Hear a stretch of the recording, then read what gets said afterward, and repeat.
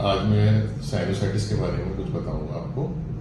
Sinusitis जो है, जिसको कि देसी लैंग्वेज में नजला बोलते हैं, वो एक बहुत इम्पोर्टेंट बीमारी है और हमारी पॉपुलेशन में बहुत ज़्यादा है।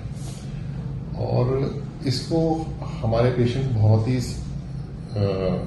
कैजुअल लेते हैं और समय पर ट्रीटमेंट नहीं कराते, जिसको नजला बोलते हैं या फिर जुकाम बोलते हैं कई लोग, जो कि बच्चों से लेकर बड़ों तक सबको अफेक्ट करती है। तो साइंटिफिक लैंग्वेज में हमने साइनोसाइटिस को 2 पार्ट में डिवाइड किया हुआ है, एक्यूट साइनोसाइटिस और क्रोनिक साइनोसाइटिस।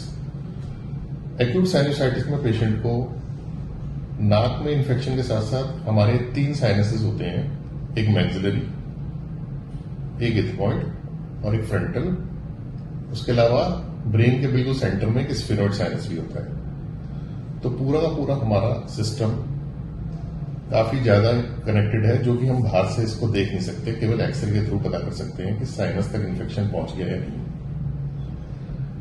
तो एक्यूट साइनोसाइटिस में पेशेंट को फीवर होगा, सर में दर्द भी होगा और उसके अलावा पेशेंट को माइल्जिया भी होगा, जिसमें कि पेशेंट कई बार लोकल प्रैक्टिशनर से भी दवाई लेता है, कई बार सेल्फ मेडिकेशन भी कर लेता है, जो एंटीबायोटिक उसके घर पे होती है। तो मेरी सब लोगों से ये रिक्वेस्ट है कि कभी भी सेल्फ मेडिकेशन ना करें, क्योंकि हमेशा बैक्टीरिया का जो सेंसिटिविटी है वो चेंज होती रहती है लोकेशन के हिसाब से और पेशेंट की अपनी रेजिस्टेंस के हिसाब से भी। तो हमेशा ईएनटी स्पेशलिस्ट को ही टाइमली कंसल्ट करें। सेल्फ मेडिकेशन से क्या होता है कि हमारा बैक्टीरिया जो है रेजिस्टेंट हो जाता है और पेशेंट की रोग प्रतिरोधक क्षमता कम होने लगती है।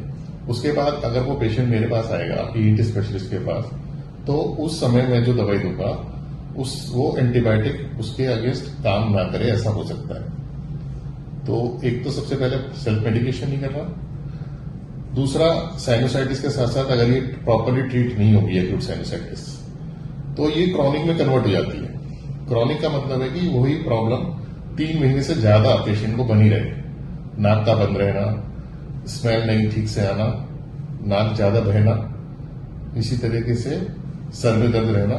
और यही साइनोसाइटिस जब लंबे टाइम तक रहती है तो इसमें पॉलिप भी डेवलप हो सकते हैं, अगर पेशेंट को एलर्जी की भी शिकायत है।